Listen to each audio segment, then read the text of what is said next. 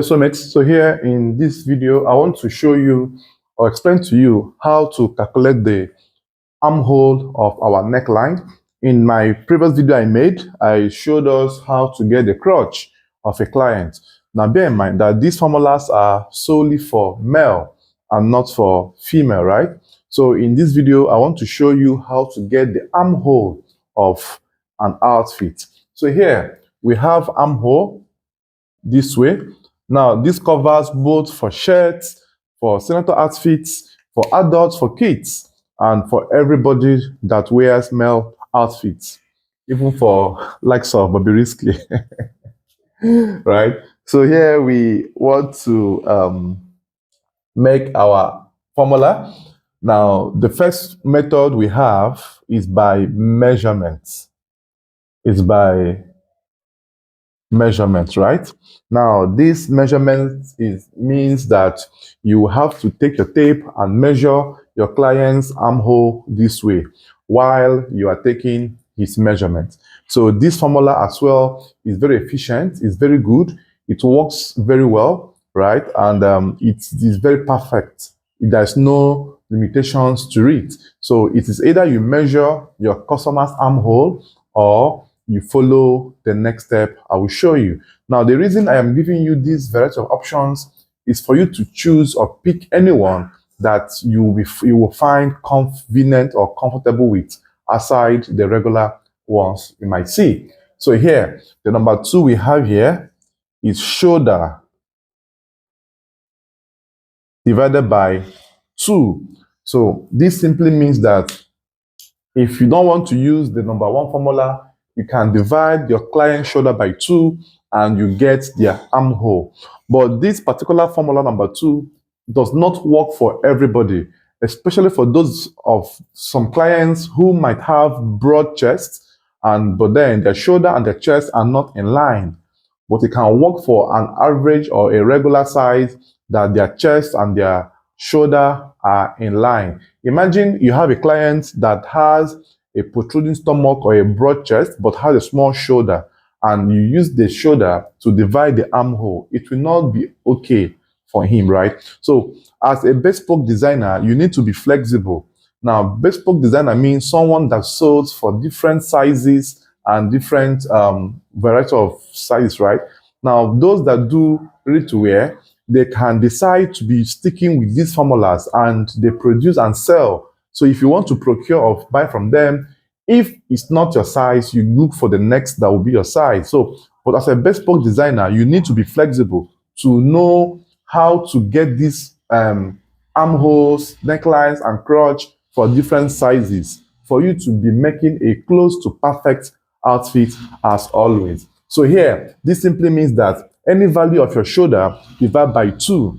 Now, why, like I said, I am giving these formulas is for you to also know and have options to choose from. In some cases where measurements failed to give you a good armhole, you use number 2 to get it. So where number 2 is trying to fail, you are going to use the next option we are going to see here. So the next option we have here, number 3, we have it to be top length divided by 4.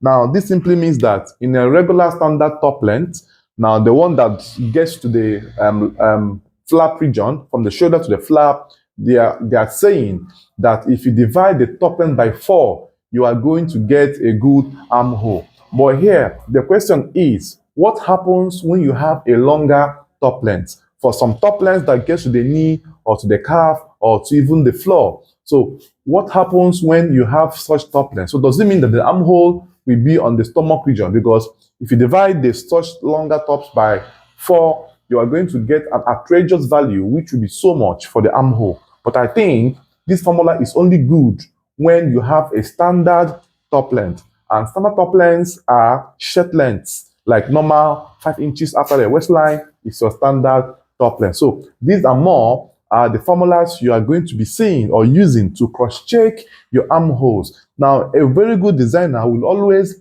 test run 2 to 3 formulas on each of these areas to check the ones that gave him a consistent answer, and he will now use it for his formula. Then number 4 we have here is chest divided by 4. Now, this is also one of the most efficient ways to get your armholes, and it works for most people. And this is the method I use. So this formula states that you are going to divide the chest by 4 and use the answer for your armhole. But let you know here that armholes of long sleeves and short sleeves are not the same. Now, long sleeves armholes are more fitted than the short sleeves armhole. Long sleeves armholes are more fitted than the short sleeves armhole. So, how then do we differentiate the armhole of long sleeves and short sleeve? Now, in my own findings, I found out that the value of short sleeve armhole and long sleeve armhole, the difference is only 1 inch. Now, what am I trying to say? If you observe, when you go to the market to buy all these packet shirts, maybe long sleeve packet shirts, and you have worn it for a period of time and it is okay for you, and later on you decide to, cut it to short sleeve. If you observe, it will no longer be as fine and as it used to be. You will always notice or see that the armhole is giving you that butterfly like kind of, like it doesn't really lap, or it gives you that I think it's too tight for you. But whereas when it was a long sleeve, it was very much perfect for you. So this simply means that the armhole of long sleeves and short sleeves are not the same. And it will also be of interest to let you know that three-quarter sleeves, that the sleeve that gets to the elbow here, are being treated like long sleeves as well. That means any value you use for your long sleeve armhole is the same answer you will use for your three-quarter sleeve armhole. So this formula has A and B. So this one is for short sleeve, right? For short sleeve. Why for the three-quarter sleeve, you are going to have chest divided by 4 minus 1 for long sleeve and three-quarter sleeves, right? Three-quarter sleeve. So this simply means that if you want to use this formula for your armholes, divide the chest by 4 and then consider if you're making long sleeve, you now have to minus 1 inch. If you're also making three-quarter sleeve, you're also going to deduct 1 inch from the answer you got. But if you're making short sleeve, you don't need to deduct any value or whatsoever. Now, the next answer or formula we are going to have here, number 5, is chest divided by 6 plus 3 inches. Now, all of these formulas are almost giving us, will give us almost the same range of values. So the last one I have here is chest over 6 plus 3 inches. Now, let us make some findings. Let us do some findings, right? Now, watch carefully. Watch carefully. So let's assume that we have a client of chest of 40. Now, let's try to use these two values, these two formulas, and see the answer it's giving us. So this one states chest divided by 4, right? Equals to 10. That's for this particular formula, the number 4 formula, right? Then this is for the short sleeve. Then for the long sleeve and three-quarter, it means minus 1, that's 9. You get? Fine. Now let's check this with this and see if it gives us the same range of answers. So here we are going to divide our 40 by 6. Let me divide it. So 40 divided by 6 gave me 6.333. Then plus 3 inches gave me 9.6666, which is roughly 10 inches.